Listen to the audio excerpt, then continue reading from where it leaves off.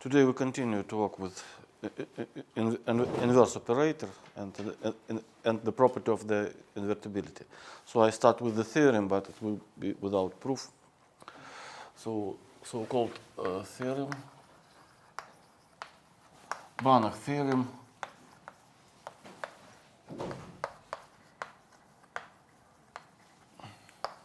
on inverse operator. So statement, let x and y are Banach spaces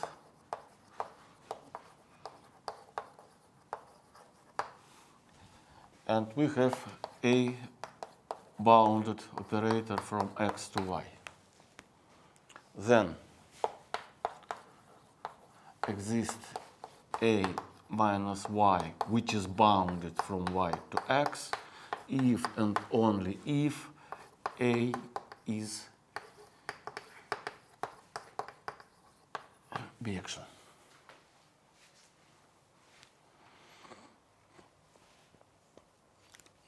It's based on so-called open mapping, the proof of the theorem, but I give you without proof. But we can discuss some problems. What is the more difficult path in this theorem? If we have a bijection, so the existence of inverse operator is usual thing, yes? And of course, if you have an inverse operator, A must be a bijection. And the more difficult thing in this theorem is to prove this, that inverse operator is bounded. If we change on norm space, if we omit the assumption that the spaces are complete, then you can construct a contradiction example. You have a bijection, bounded operator, but inverse operator may be unbounded if one of space is not complete. Okay, yeah. So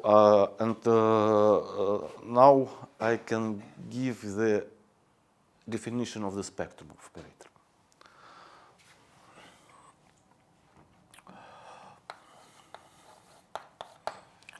Let's take complex lambda. It is A is bounded operator in some Banach space.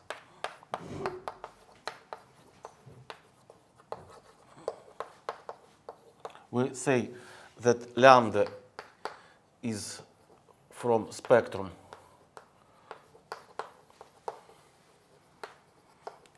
of operator A and denote it as lambda belongs to sigma. Sigma of A, it's the set of all points of spectrum. If A minus lambda I is not bijection.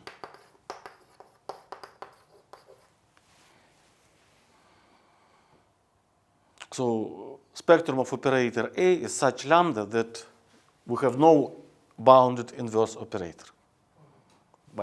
If we see the formulation of Banach theorem, so it is just such points of complex plane for which we have no bounded inverse operator. It might exist and be unbounded, or it doesn't exist. Okay. So the investigation of spectrum is an important thing for many applications.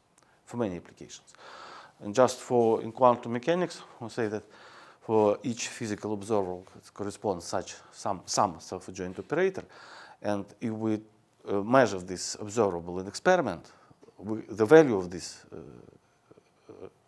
is a spectrum of operator. And now we have we consider some the complement set is resolvent set.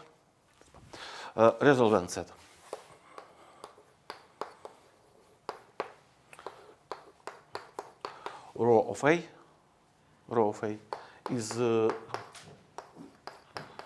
just complement to the spectrum. Okay. Send resolvent set. Resolvent set. So if lambda is from the resolvent set,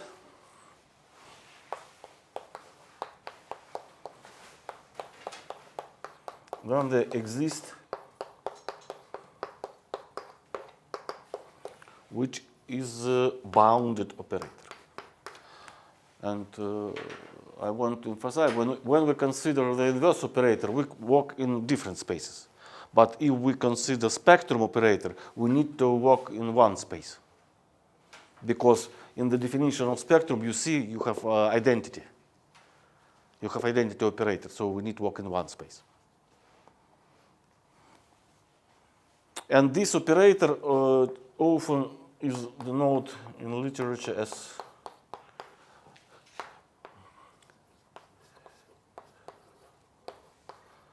resolvent operator. So inverse operator for lambda from the resolvent set, it's a resolvent operator. Okay, and now let's discuss this situation. Operator A minus lambda I may be not bijection, but we know that bijection is two things. It is surjection and injection, yes? So if A minus lambda is not bijection, one of two things must be. It is not injection or it is not surjection. So we obtain different points from spectrum. So classification of spectrum. Classification of spectrum.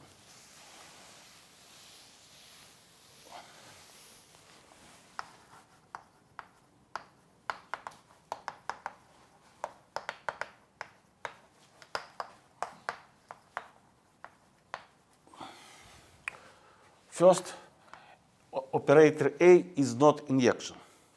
So the kernel of operator A minus lambda I is not zero. So operator A minus lambda I is not injection, yes? What it means is that kernel is not zero. There exists X which is not zero, such that A minus lambda I X equals to 0. Yeah?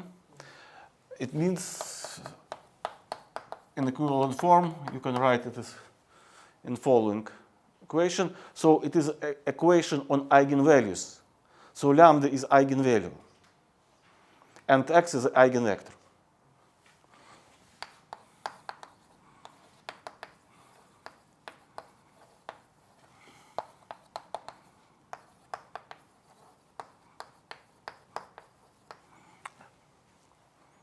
All eigenvalues, it's point spectrum.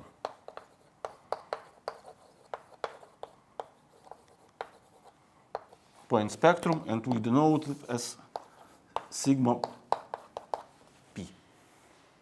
Point. So can you follow later? Can you teach us the resolvent operator?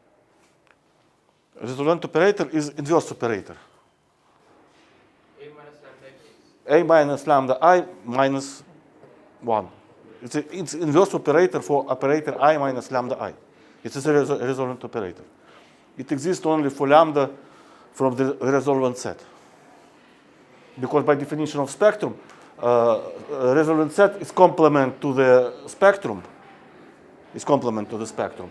And spectrum is such points on complex plane, for which operator A minus lambda I is not bijection. So sigma is our spectrum. Sigma is spectrum, yes. By sigma we denote the spectrum.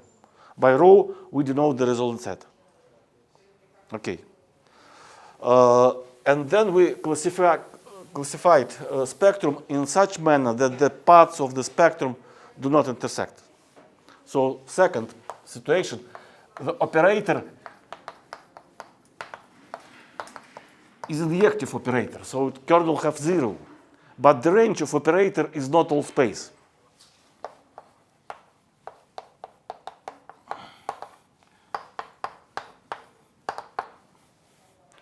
So range or image of operator. I use these notations. Image, yes, range or image.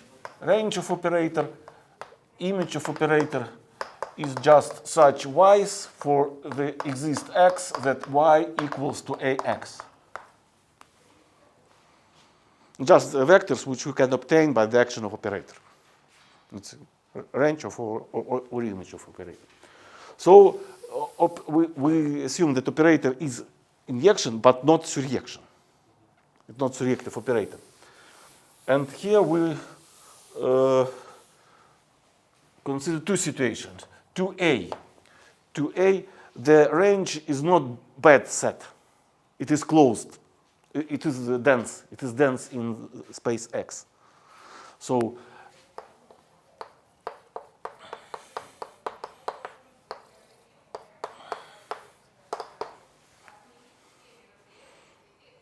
it is dense. So such lambda we denote as a continuous spectrum.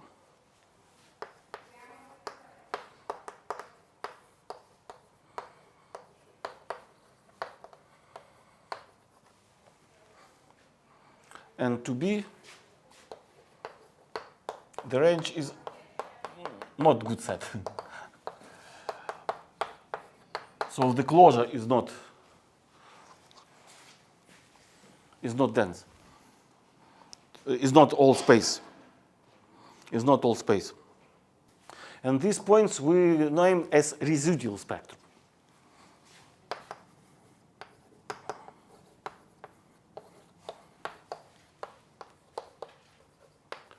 Residual spectrum.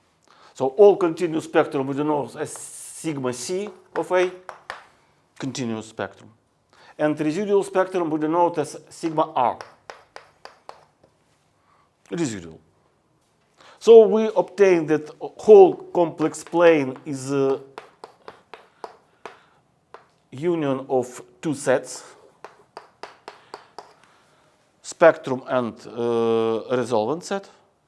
And spectrum can be represented as union of three subsets. Sigma point spectrum, continuous spectrum, and residual spectrum. But sir, residual spectrum is our disjoint set. The disjoint, because you see this is they are not intersects. And here when we define the eigenvalues point spectrum, the kernel is not zero. But when we define the continuous or residual spectrum, we assume that operator is injection. Necessary kernel is zero. This is convenient classification because you see that really these paths are not intersects. The disjoint union. And moreover, for large class of operator, this set is empty. This set is empty. For example, for all self-adjoint operators, this set is empty.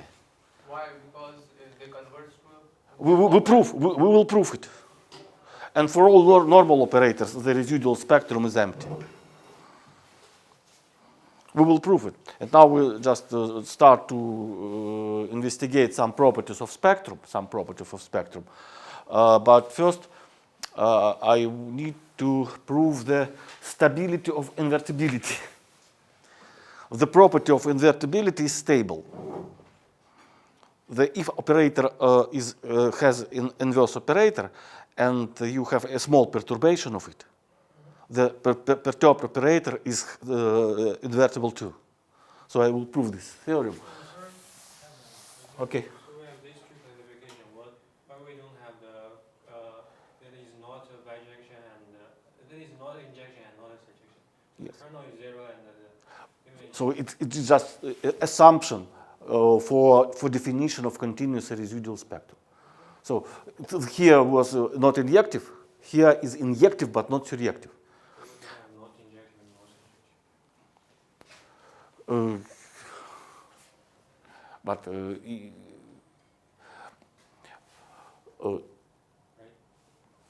you're here then. Not injective, not surjective, you're here. Yes.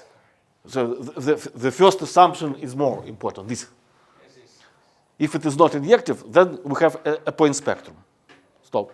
If it is injective but not surjective, we have no point spectrum, but we have a continuous or residual spectrum. So in linear algebra, in a finite dimensional situation, we have no continuous spectrum and residual spectrum. There are only eigenvalues. Yeah?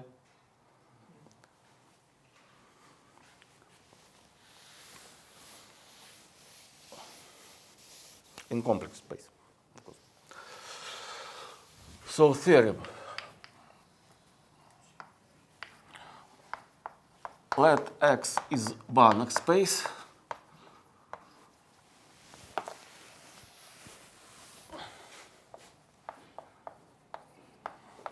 A is bounded operator and exists the inverse operator which is bounded to. Let B is bounded operator and norm B less than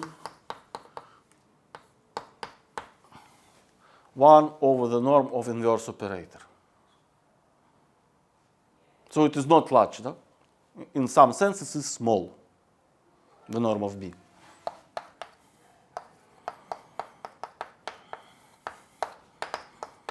B's are here perturb operator. Yes, it is perturbation.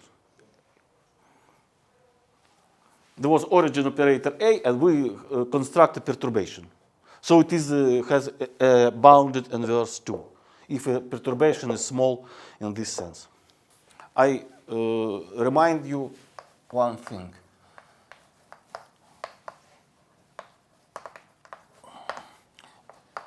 If norm C less than 1, then exists I plus C minus and exists A minus C minus. We have a lemma in previous lecture or previous seminar. Yeah? So what we do?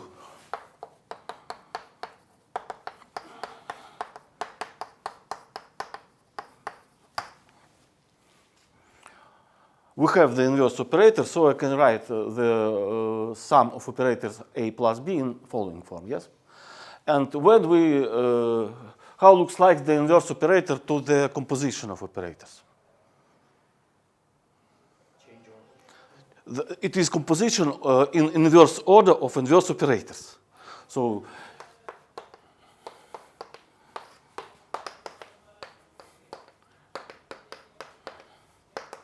of course, if these operators exist, these operators exist.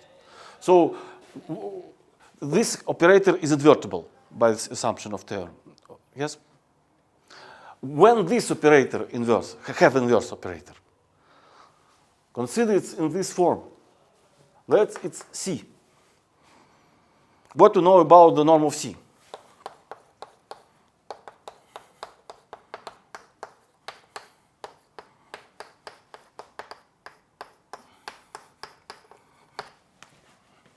By multiplication inequality, we can write such estimation and then use this inequality. The norm B less than 1 over the norm 1. So it is less than 1. So by this lemma, we immediately obtain the existence of operator. Moreover, we can write it.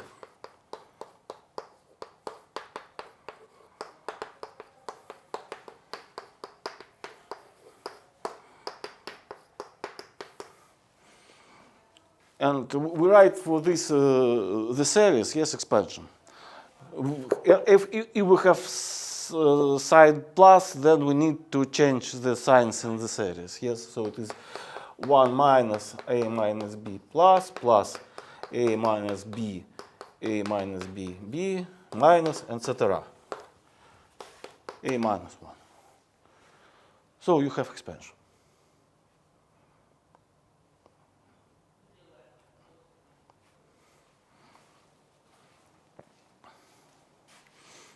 Okay. And now let's consider some properties of spectrum.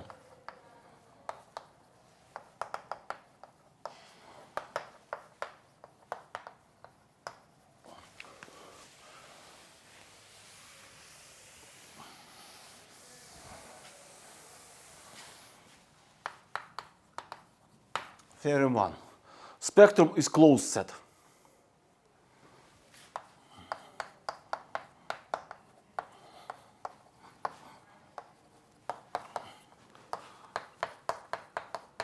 The resolvent set is, as a complement set, is open. We prove just this. We prove just this and immediately obtain that the spectrum is closed.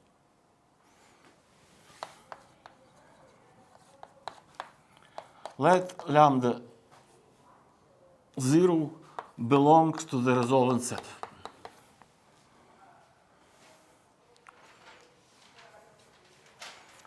And lambda is close to the lambda 0.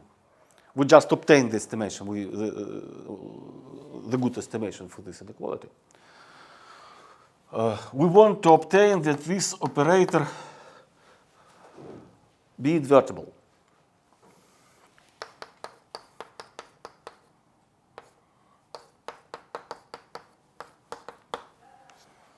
I just use this situation. Here is operator A, and this is perturbation operator B. Here, B. The norm of lambda minus lambda 0 I equals the absolute value of the difference, and it must be less than the 1 over the norm of inverse origin operator, which is not perturbed. So it is our demand. If this less than, we can write as 1 over, and we can write it in this form. It is a resolvent operator in point lambda 0. It is a resolvent operator at point lambda 0. So if this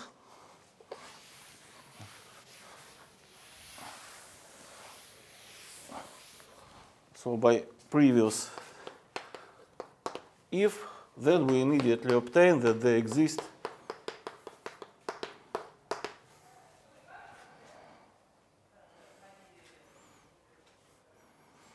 Moreover, we can write it in the expansion as power series as following. A minus lambda I equals A minus lambda 0 I. Here I missed.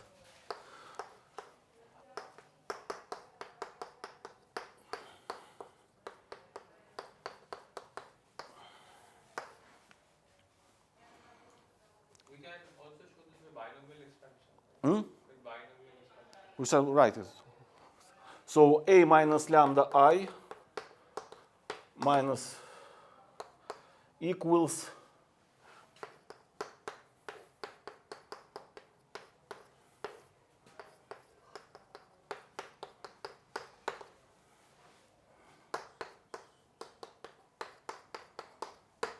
so we write the inverse operator in inverse order.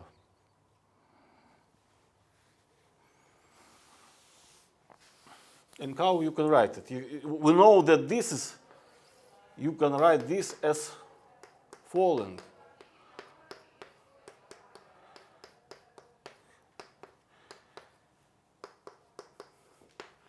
Write this expression. As for operator I minus C, the norm of this operator is less than 1 by this inequality. The norm of this operator is less than 1. Then we can write immediately as geometric progression.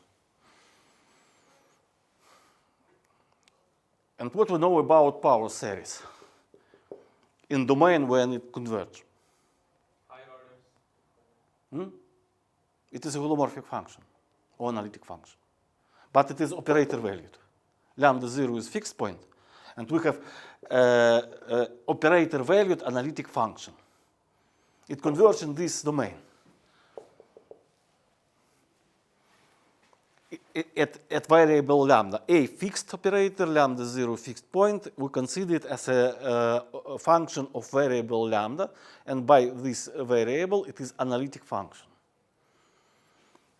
because it has a power representation, power expansion. and it is analytic function. So it has a derivative. Derivative, we take a limit in operator's norm, you have a derivative, a complex variable. So it is analytic function.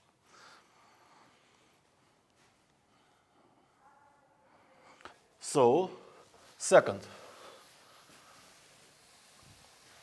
theorem, the localization of spectrum.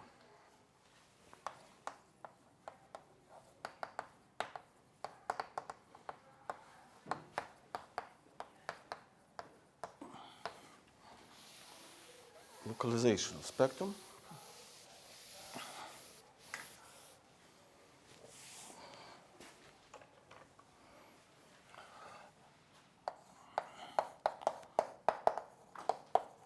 Again, we have Banach space and bounded operator A.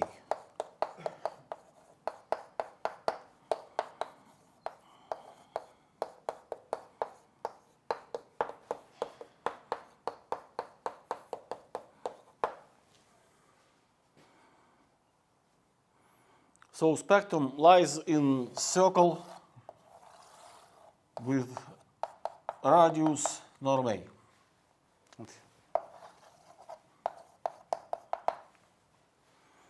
Equivalent formulation. Equivalent formulation, it is the same if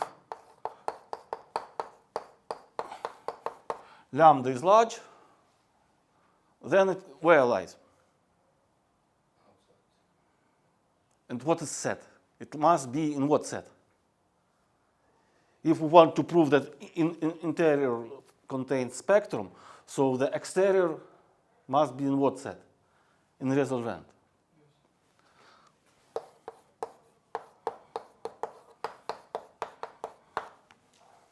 Is it clear that it is equivalent?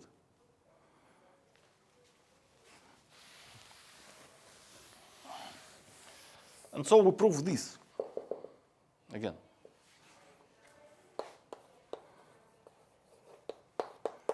So let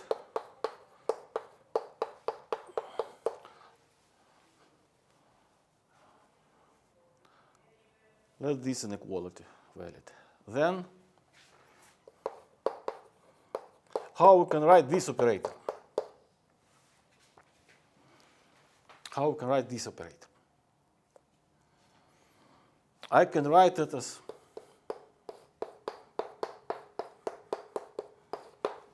this. Let's consider this operator as operator C. What is the norm of this operator?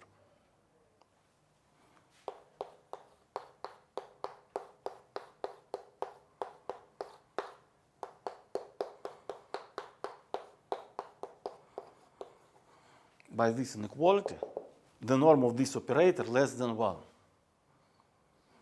So we immediately obtain that we can write the inverse operator. This operator is invertible. And we have expansion, again, but in the negative powers. So it is minus 1 over lambda, the sum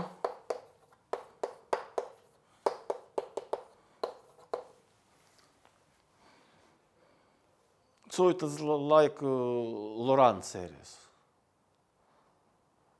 in the neighborhood of infinity, because lambda is large. So we write it in negative series. And this is so-called Neumann representation of resolvent.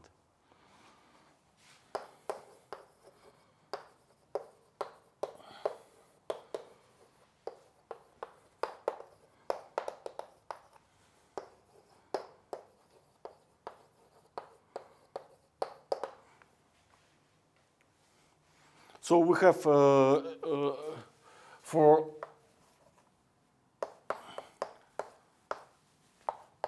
this situation,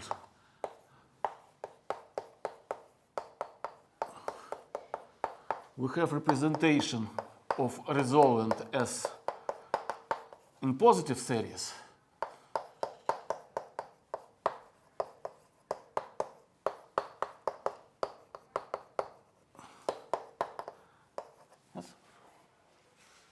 in small neighborhood of the resolvent point.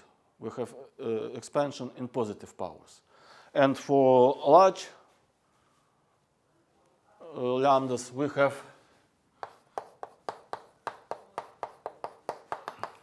Neumann representation for the resolvent operator.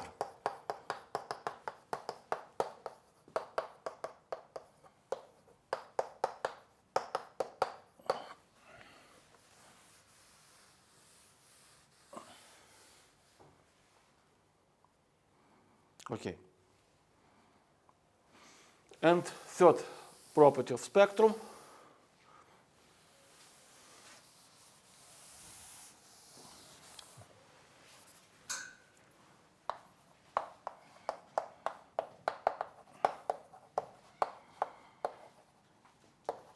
Again, we always consider only Banach spaces. We consider spectral theory in Banach spaces, not in metric spaces. A is bounded operator.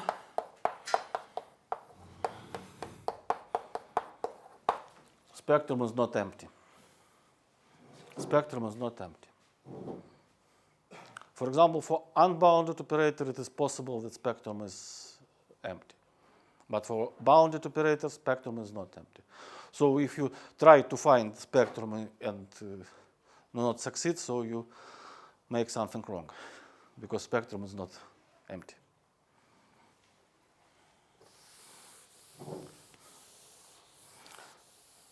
But there is examples of operator of the spectrum of which is contains only one point.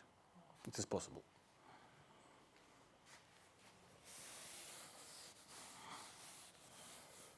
For example, what is the spectrum of identity operator? Only one. 0.1. So let's prove, maybe not strictly by the idea of the proof, by contradiction. Let's spectrum is empty.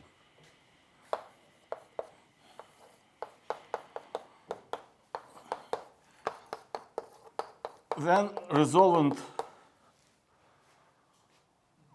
set is all whole complex plane. And we know that in resolvent points, the resolvent operator is analytic function. So we have that resolvent is analytic function in whole plane.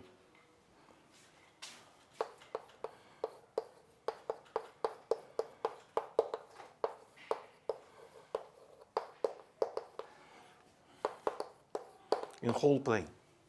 Let's take this representation. What you can say about the norm of the resolvent operator as lambda tends to the infinity for the sufficient large. If lambda is sufficient large, we take this representation and tend lambda to the infinity. What we obtained in this expansion? 0.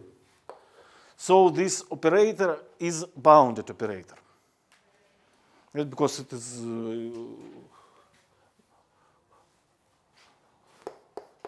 because it's binom tends to the infinity and it is continuous function in whole plane. I later prove it.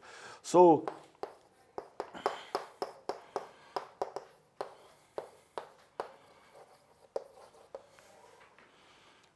by Liouville theorem for analytic function, if you have analytic function in all space and it is bounded, it is constant.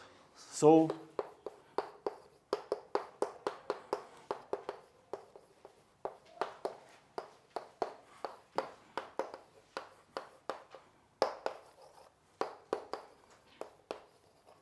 by Liouville theorem. I think it is not correct. It is correct, yes. It's constant. And again, take this representation. What we can say about this constant? It tends to 0. So we obtain that is 0. But it is contradiction because it is must have inverse operator. And 0 operator have no inverse operator. contradiction.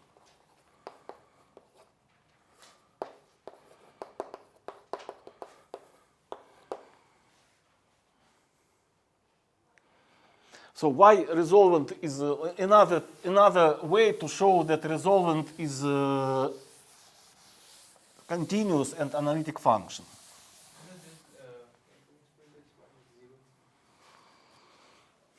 By this. It's 10 to 0, norm is continuous function. So if the norm of element is 0, it must be 0. So it's a constant with this property gives us that constant must be 0. So Hilbert identity.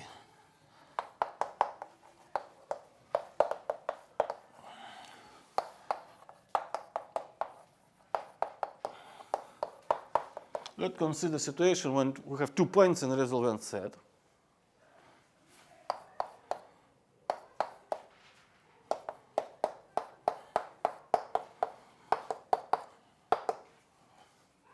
It equals to what?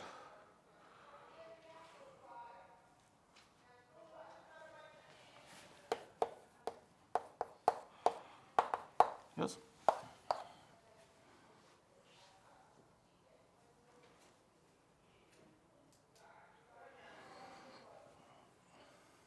And then let's multiplicate this identity from the right. From the right.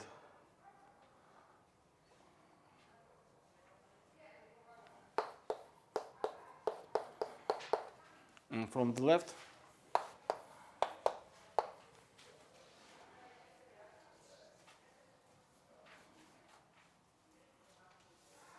Then you immediately obtain that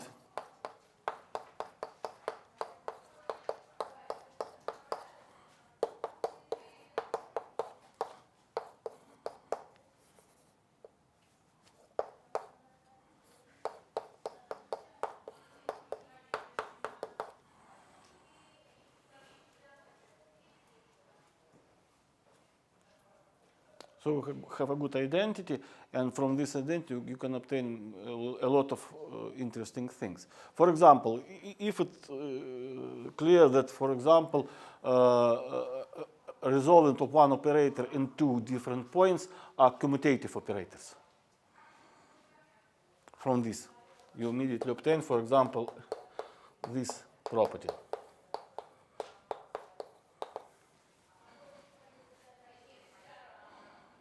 Because if you change the order R lambda R mu, you change sign here and you change sign here. So you obtain the same. This composition are the same. And let's, from in this formula,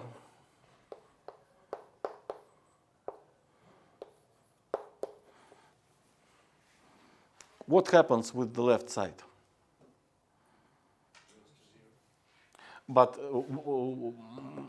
from this representation, yes, in the small neighborhood of resolvent point, you can conclude that R mu tends to the R lambda, yes?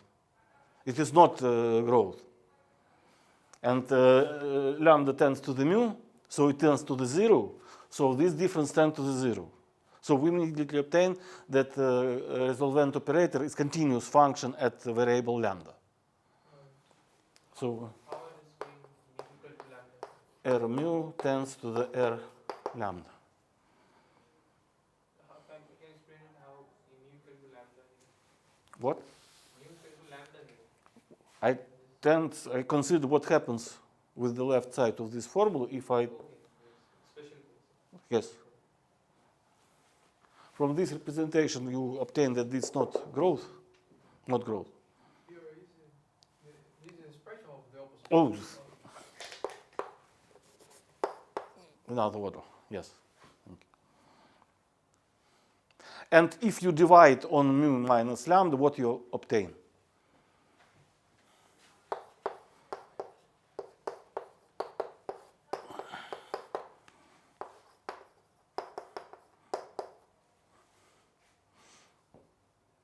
what you obtain.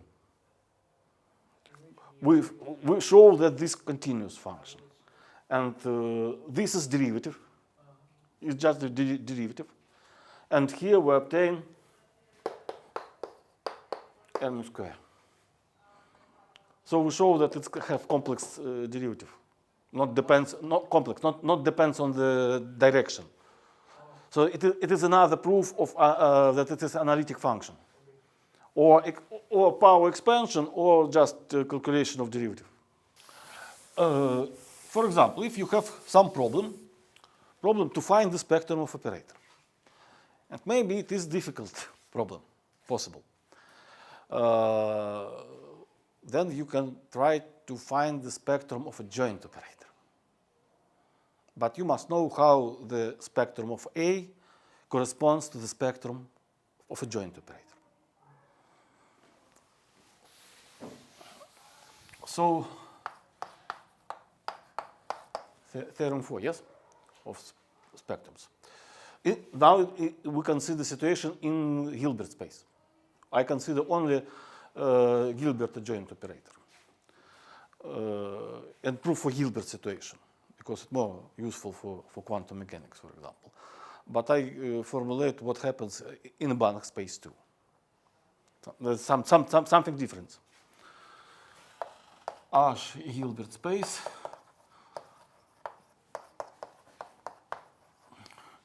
A is bounded operator. Then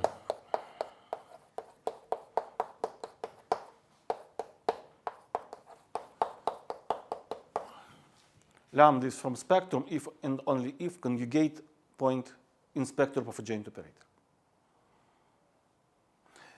In Banach spaces, we have another connection. In Banach space,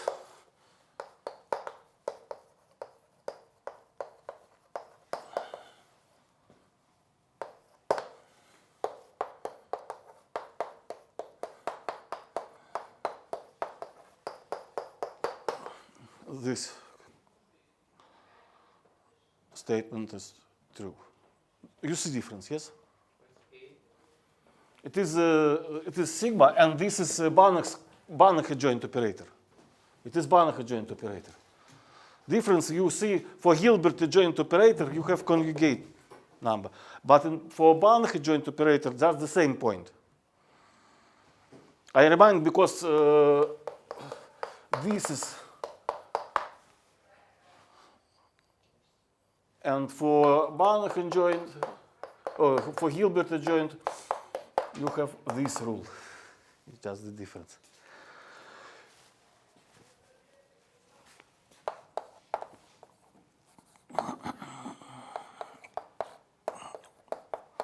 Let us note that operation -1 and star are commutative.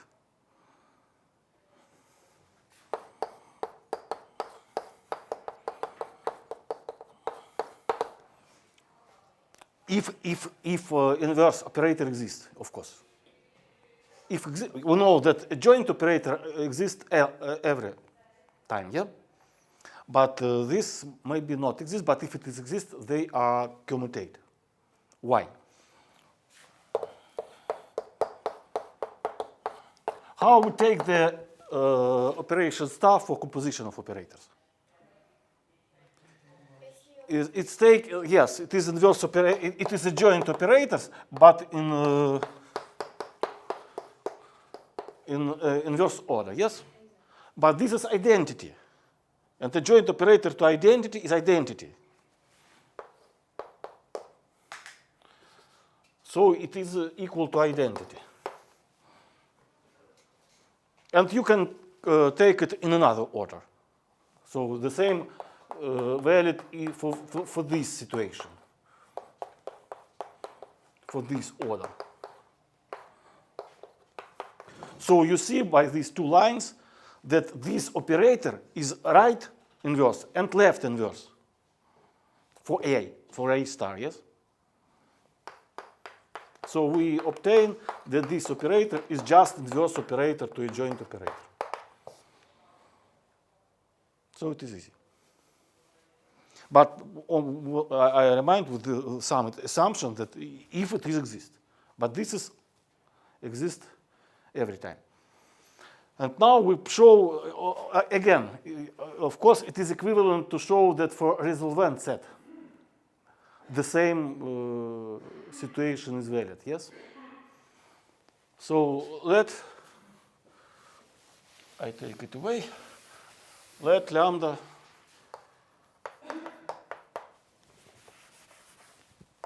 belongs to the resolvent set of operator A. Then it is equivalent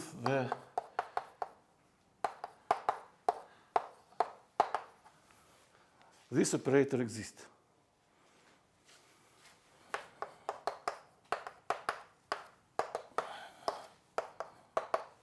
Then this operator exists. And we know that we can change the order of these operations.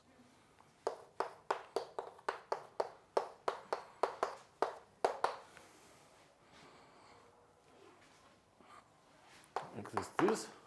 So we obtain this.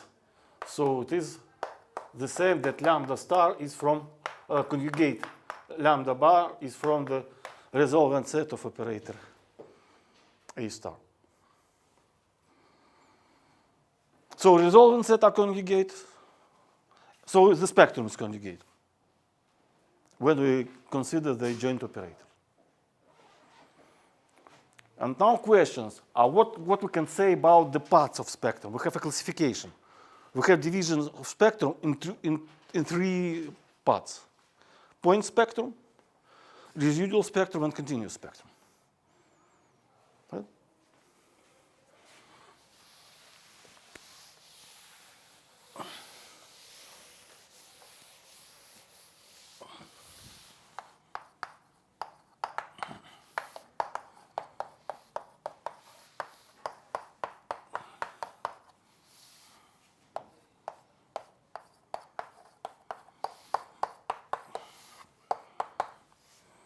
So point spectrum goes to the point, residual spectrum goes to the point spectrum.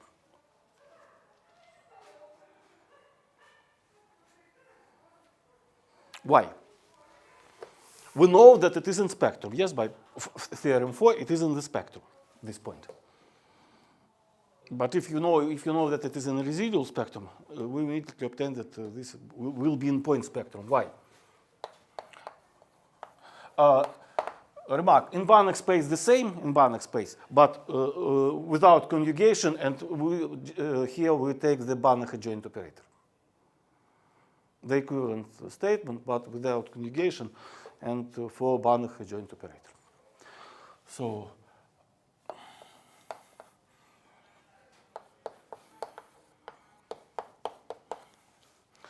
let's take the point from the residual spectrum. By definition, what we have? We know by definition of residual spectrum that the range of operator is not whole space. Moreover, it is not dense. So it is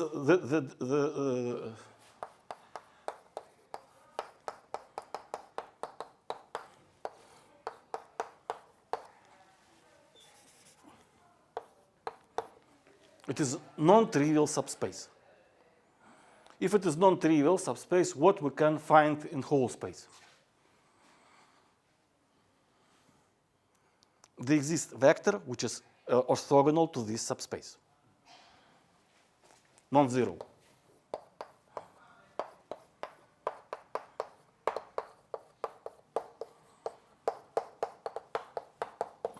Yes?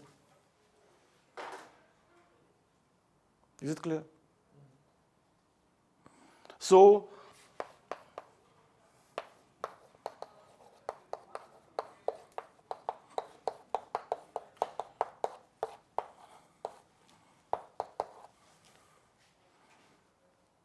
how we can obtain, how we can describe all range? We must take all y's from H. Consider this vector. If you consider all y's from H, so with here we obtain the range of operator A minus lambda I, yes? By definition of adjoint operator, how you can rewrite this formula? How you can rewrite this formula? So put this operator on the first argument, you obtain that A star minus lambda bar I x scalar product with y equals to 0 for any y from H. Which vector orthogonal to all vectors? 0. So you obtain that this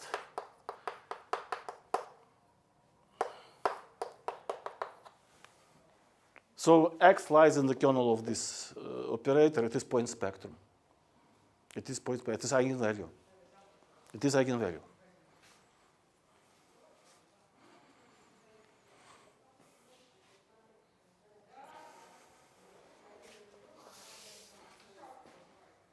So let's finish the proof. So, sixth theorem, what you can say about point spectrum. Maybe different situation, but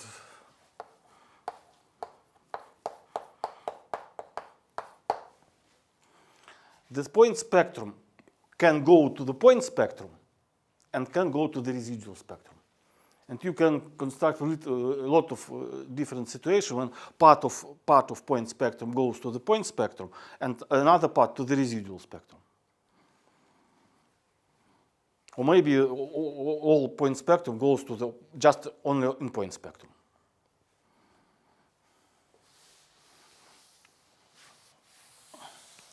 So again, by theorem 4, the conjugate number, if it is in spectrum, so conjugate number is in spectrum. And again, remark what happens in Banach space situation.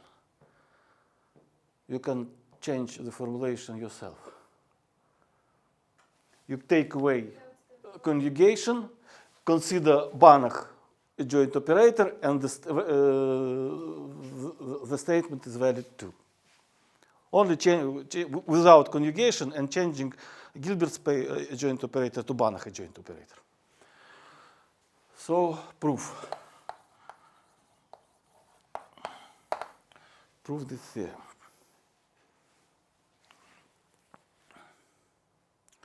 How we can prove it? We know what we know.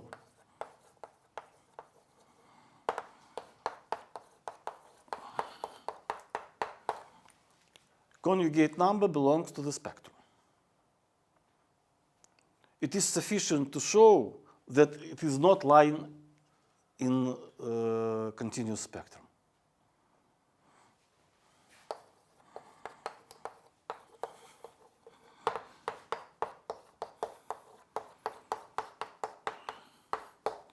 If we show this, then necessary we obtain this. By definition, if lambda belongs to the point spectrum of A, it means there exists non-zero vector x such that Ax equals to lambda x. Yes, we have an eigenvector by definition of the point spectrum. So it means that for any y from H, A minus lambda I x scalar product with y is 0, yes? Because this vector is 0. 0 vector is orthogonal to any vector. And again, put this operator to the second argument. So you can rewrite this scalar product in the following.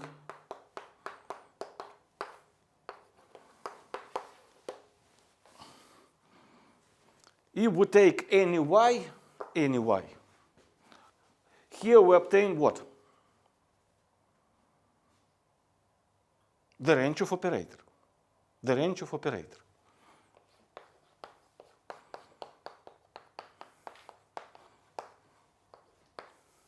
And we have a non-zero vector. We have non-zero vector which are orthogonal to range.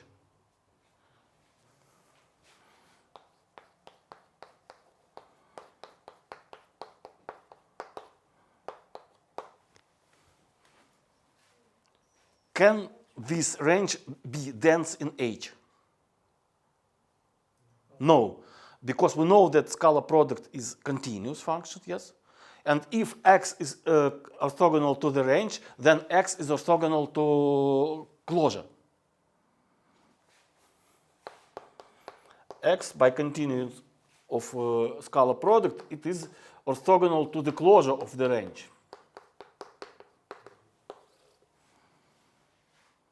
So it cannot be the whole space H. So the closure of the range is not all space H. And just see the definition of continuous spectrum. Oh, not a whole definition, but only part. Operator is injective. The range is not whole space, but the closure of the range is whole space. So if we have this, then lambda bar cannot lie in continuous spectrum.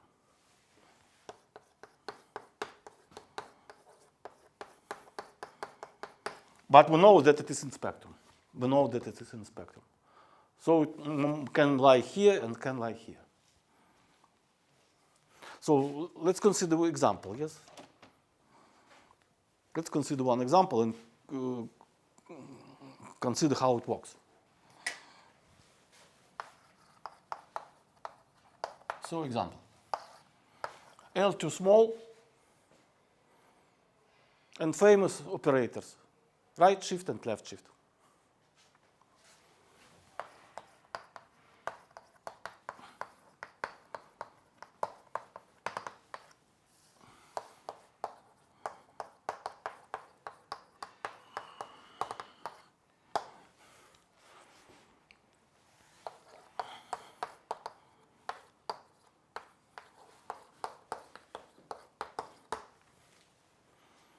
Find spectrum.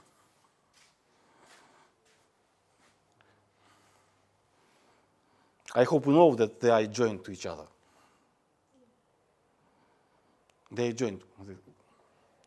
And it is more convenient to study simultaneously both operators.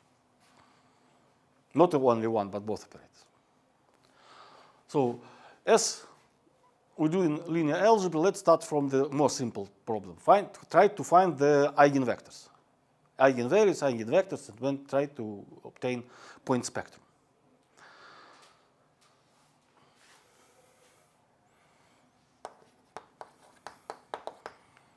From what operator we start? It doesn't matter.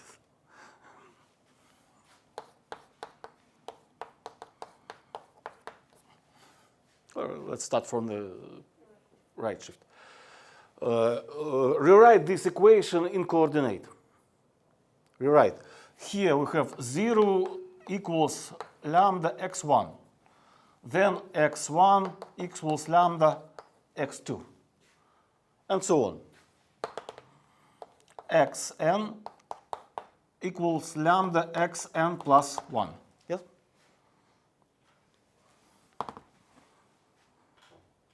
I write it in columns. It's more convenient. What we have here? We have the product of two numbers equals to 0. So what can happen? Or lambda equals to 0, or x1 equals to 0. First, lambda equals to 0. So the all right column is 0. So all coordinates is 0.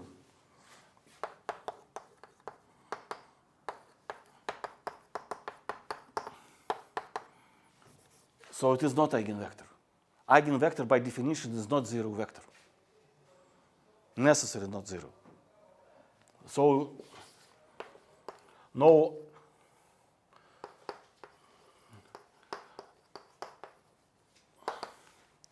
eigenvector. Second situation, lambda is not 0, but x1 is 0. X1 is 0, so here is 0. Lambda is not 0, then x2 0. And we go step by step, and we again obtain that all coordinates xk equals to 0. Again, xk equals to 0 for any natural k. Again, no eigenvectors.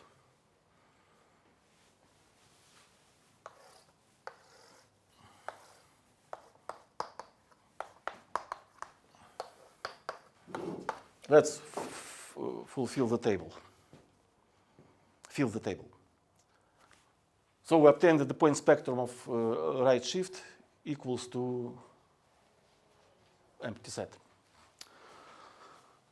Now let's study left shift. Let's study left shift.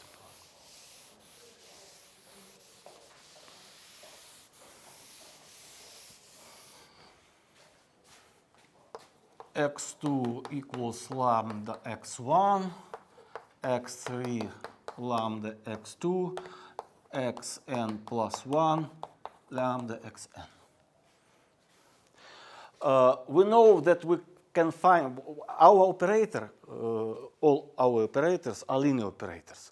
So we can find eigenvectors just up to the multiplication constant.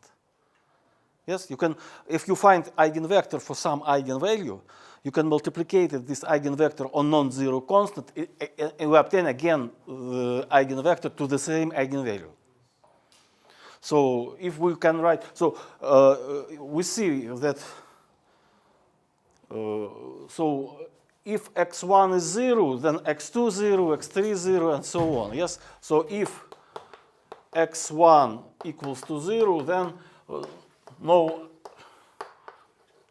eigenvector. Yes, because all coordinates again 0. So x1 is not 0, so what constant we can take as x1 for simplicity?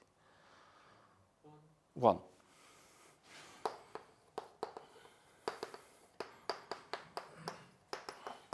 Then x2 is lambda, x3 is lambda square, and so on. Xn plus 1 is lambda n. But this vector must lie in L2. If we want construct eigenvector, it must belong to the space. So this is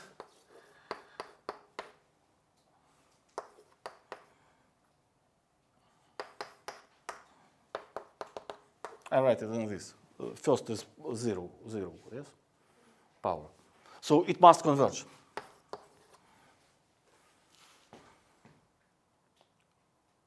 When it converge? No. What you can say about lambda? It is a geometric progression for lambda square. Yes.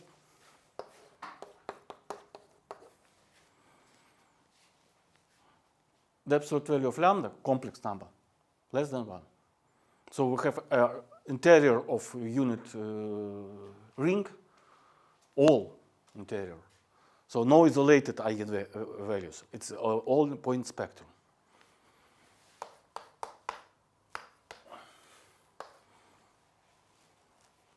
And now we can finish with calculations. You can fill all table without any calculation, only using theorems. What we know about the norm of operators? What we know about the norm of these operators? The norm of adjoint operators are coincide. Yes? What you can say about the right shift operator? It gives only one additional 0 coordinate.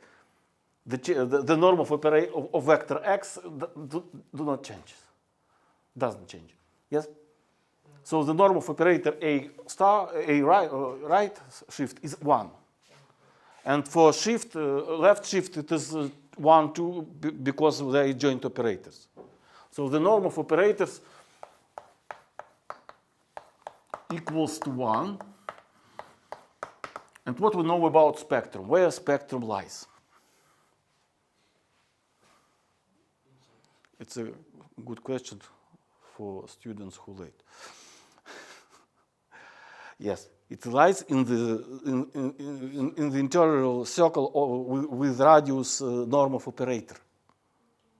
and norm of operator is 1. And here we obtain that this must interior of this ring. And we know, additional, that spectrum is closed. Spectrum is closed. So spectrum of operator I lies in such lambda that lambda less norm of operator, and spectrum is closed. It was theorem 1 and theorem 2 on spectrum today. Combine these two. So you immediately obtain that the spectrum, just the unit disk with boundary. But where lies boundary? So we obtain that spectrum of these operators is just this set. Yes? Because we must take closure and we can't go outside the norm of operator.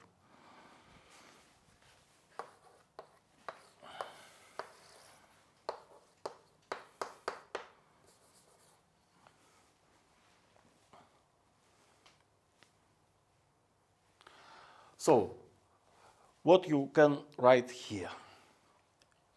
Please see the theorem 5. If operator has residual spectrum, then a joint operator has point spectrum. See here, empty. So this is empty. Let's take theorem 6. If it has point spectrum, it can go to the point or residual, but point spectrum is empty. So this all goes here. And spectrum is closed. So what we need to do with boundary? Only continuous spectrum.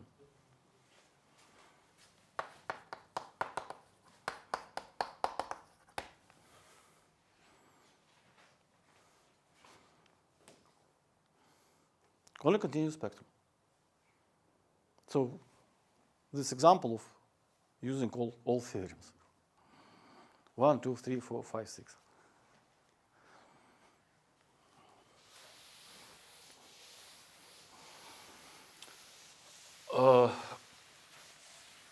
Do you remember the notion of normal operator?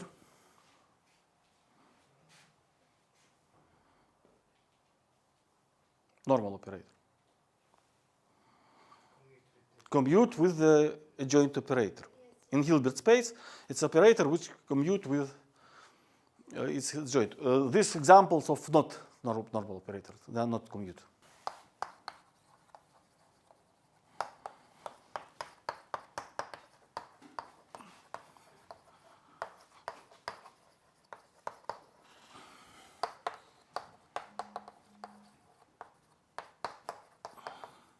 Let's consider normal operator in Hilbert space.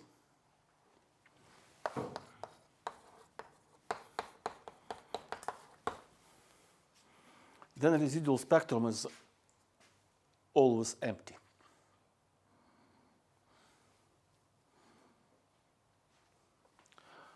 Why?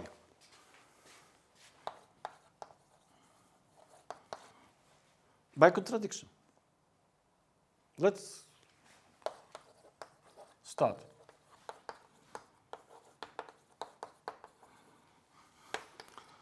Let lambda belong to the residual spectrum of operator A. What you can say about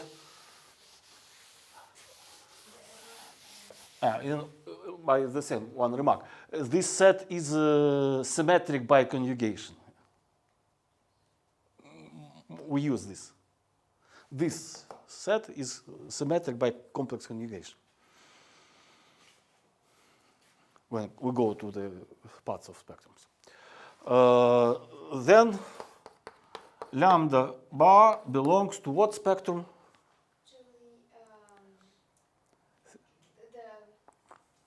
The point spectrum of a joint operator. So exists x which is not 0 such that A star x equals lambda bar x. Yes? What we know about the property of normal operators? First, a minus lambda I is 2 normal, yes? We have such property. A minus lambda I is normal. And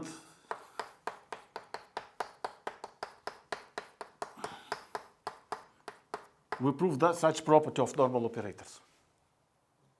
Then take this vector for operator A minus lambda.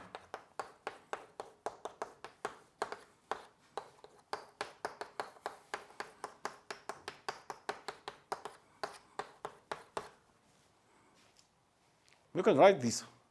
But we know that by this property, what we can say about the right side of this equation? 0. It means that left side is 0, 2.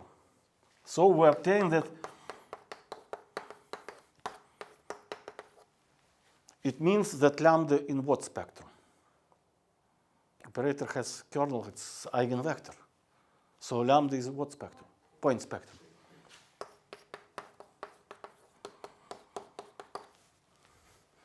But it was from residual spectrum. But these parts of spectrum are disjoint. It is contradiction. Contradiction.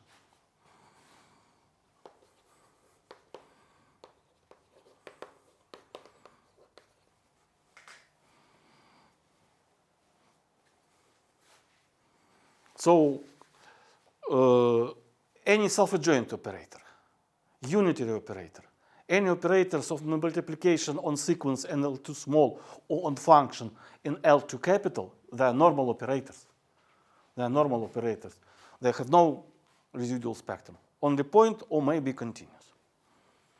Or may be continuous. Okay?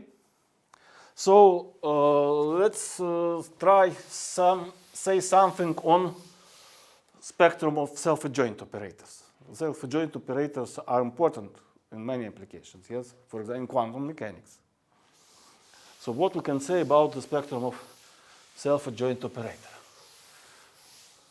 In linear algebra, in finite dimensional situation, the symmetric matrix has only eigenvalues, and they are real, yes? In infinite dimensional situation, operator, self-adjoint operator can have a continuous spectrum, but it is real too. A residual spectrum is empty, you know, because it is normal operator. So one lemma.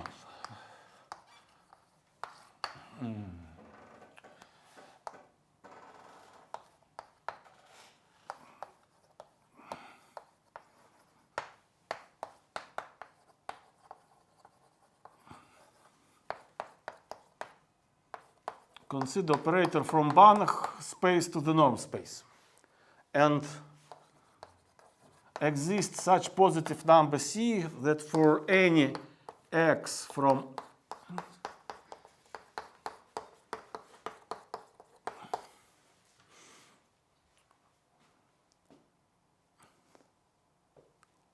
we have restrictions below for the operator.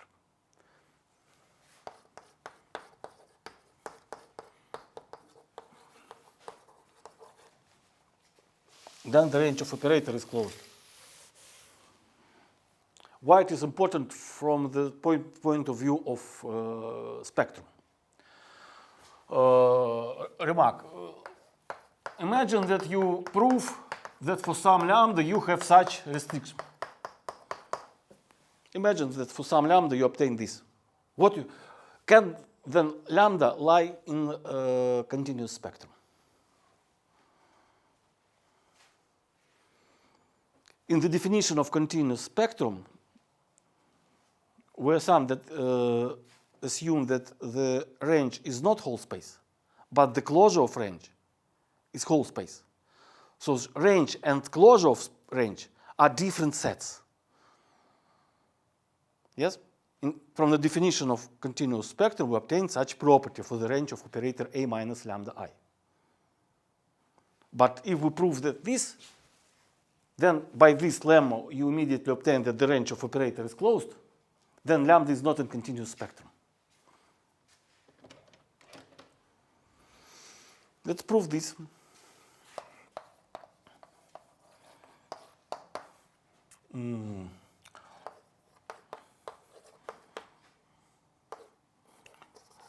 Let's y is the limit point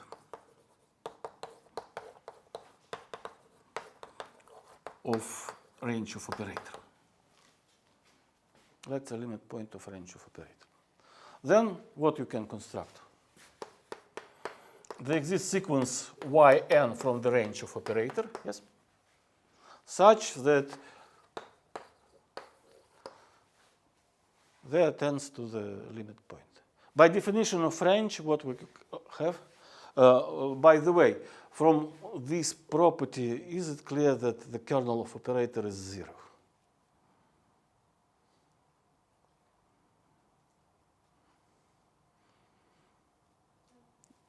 Kernel of the operator is injective.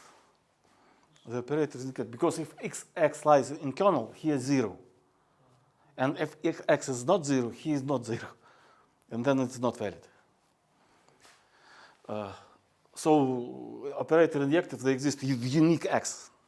By definition, they exist xn such that axn equals to yn. And from this property, you obtain immediately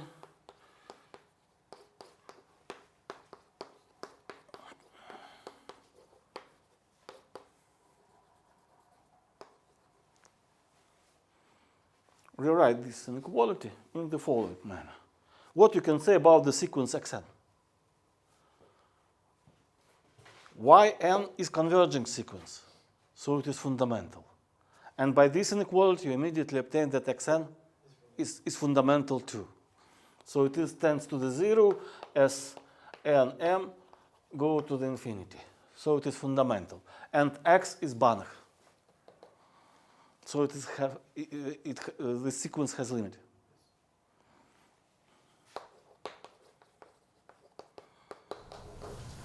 What is C bar?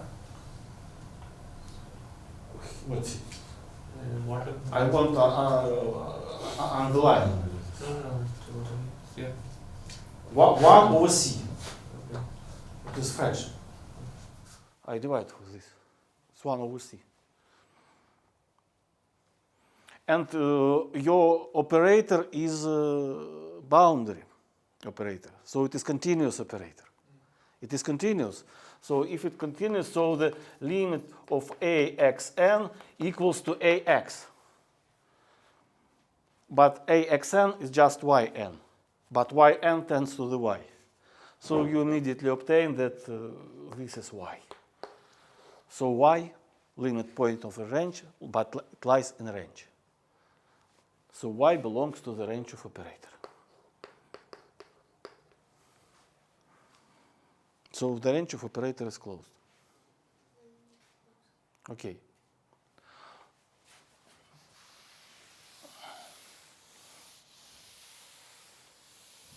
So following theorem.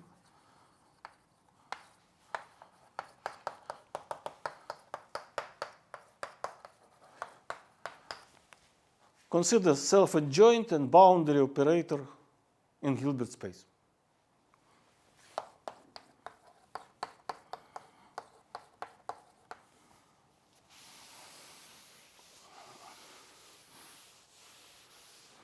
Then the spectrum is real.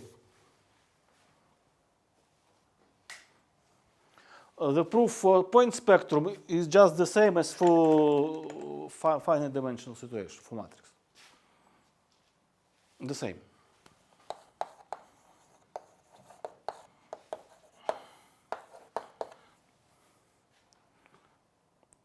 Sigma point is real. So let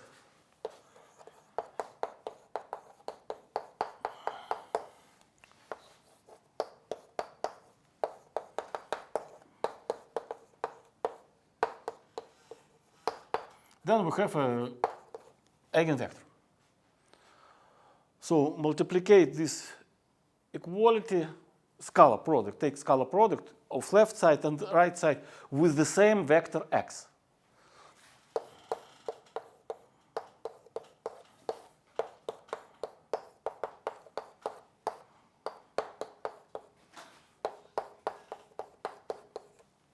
This equal to this product.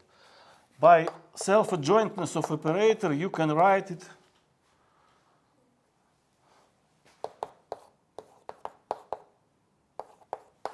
when x is eigenvector, so ax equals to lambda x. But from the second argument, we take out the conjugate number.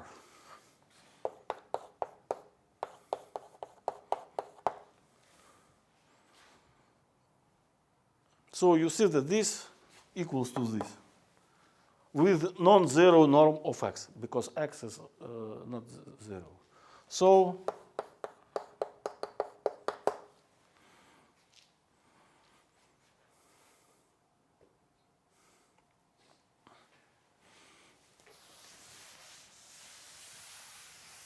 second,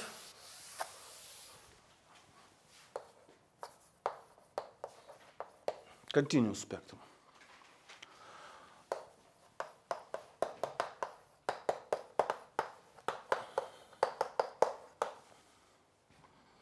Let's take the complex number lambda with non-zero imaginary part. Beta is not zero.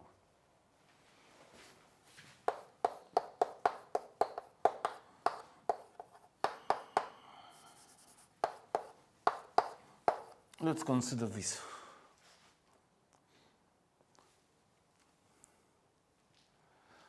You can write it as scalar product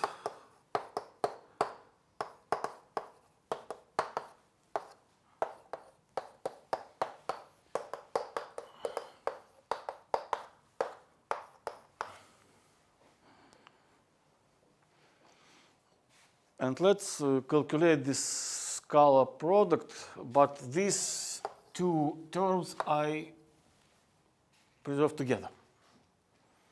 So how we can write it? So underlined part on underlined part, it gives us this, yes? Then underline on, not underline, minus, and here you have minus I beta, yes? On the second place. So you can take it away, and you take it away as plus I beta, a minus alpha I x x. This on this. And this minus I beta with this underlying term. But this is minus I beta stay on the first place. So we take it away minus I beta x a minus alpha I x. And finally, not underlying terms, so we obtain this. Is it clear? What you can say about second and third term? Operator A self-adjoint. Alpha is real. Operator A minus alpha I is self-adjoint too. This operator is self-adjoint. You can take it on the first place, because it is self-adjoint. And you see that second term and third term are the same, but with different sides. So it is go to zeros. This square is non-negative, so it is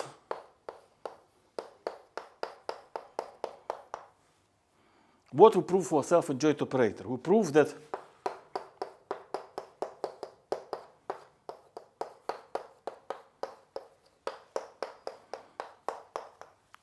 for complex number with non-zero imaginary part, we have such inequality. What you can say about the range of operator? By previous lemma. It is closed. So lambda is not in continuous spectrum. So lambda is not in continuous spectrum.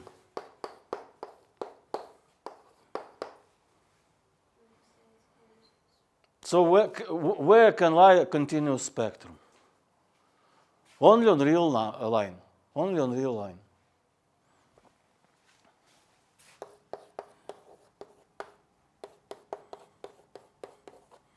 So point spectrum is real, continuous spectrum is real, residual spectrum is empty.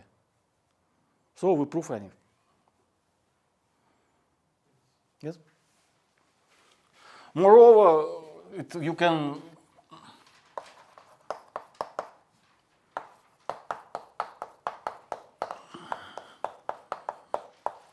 it lies here, yeah? It's in the real part in circle with radius norm of operator A. So in real number we obtain just from minus A norm A to plus norm A. But it is not good estimation. It is not good estimation because, for example, what it gives us for identity. What it gives us for identity operator. If you use this, we obtain that spectrum of identity operator lies from -1 to 1. But indeed, where the spectrum lies? It's only one number, not one. How we can obtain more precise equality? To obtain more precise equality, we need to consider additional notion, spectral radius. Definition.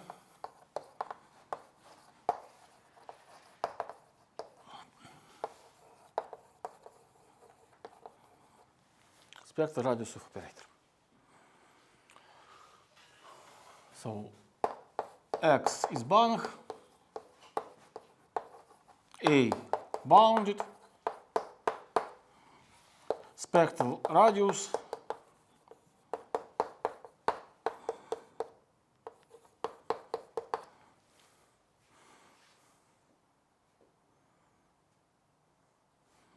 is the maximum of absolute values of numbers from the spectrum.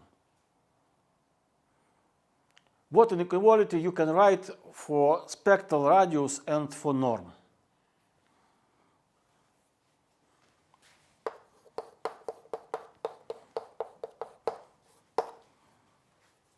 What you can write about?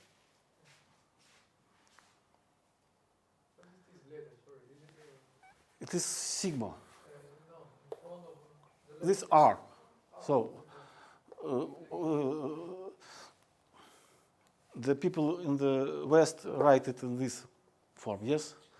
But I study English in Russia. I write it in this form. So my R is just this. Yeah, okay?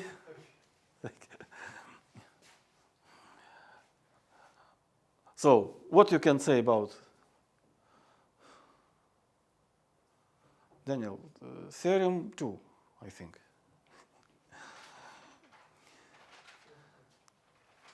Oh. Localization of spectrum. Oh? Localization of a spectrum. Localization of spectrum, yes. Where spectrum lies, always. In what ring? With what radius? Inside the ball. In the side ball with radius, Normal. norm of operator. So what inequality? All points of spectrum lies inside this ball. So this, and it is easy to construct operator with strict inequality. For example, what you can say about Jordan block with zeros on diagonal two-dimensional situation. What you can say about spectrum of this operator? Jordan block, zeros. For triangle matrix, spectrum, not triangle, but for Jordan block, you can write characteristic polynomial, lambda square. So the point spectrum is just lambda equals to 0. So spectral radius equals to 0. But norm, of course, not 0 because it is not zero operator. So you have a strict inequality. But for self-adjoint operators, for example, and for normal operators, the spectral radius coincides with the norm. I give one formula without proof, so Gelfand-Burning formula.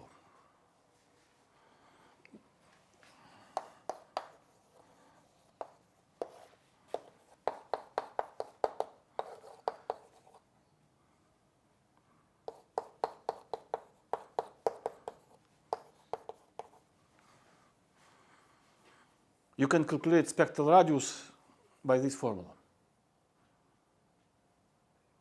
I can only idea is if you consider Neumann representation for resolvent, Neumann representation for resolvent for large lambda.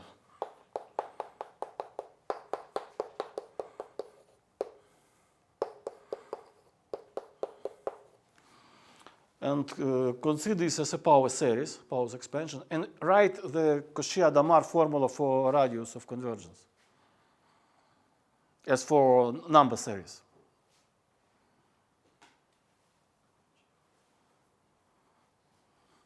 So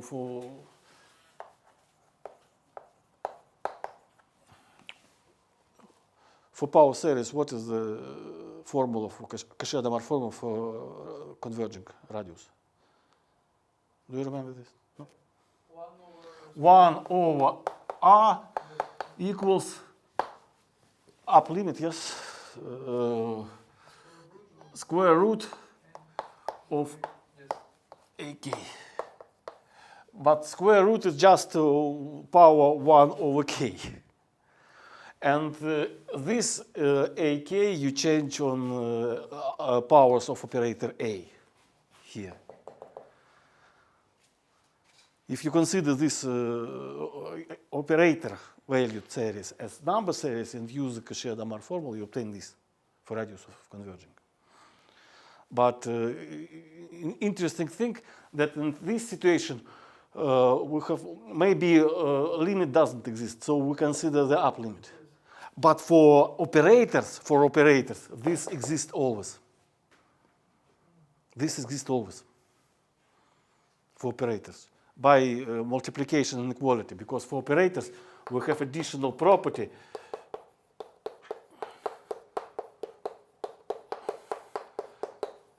submultiplicative inequality. And by this property we can prove that here exists this limit. But take this formula without proof, okay? Without exact proof. But idea is just working with this power series as for the number of series. But it is operator valued series.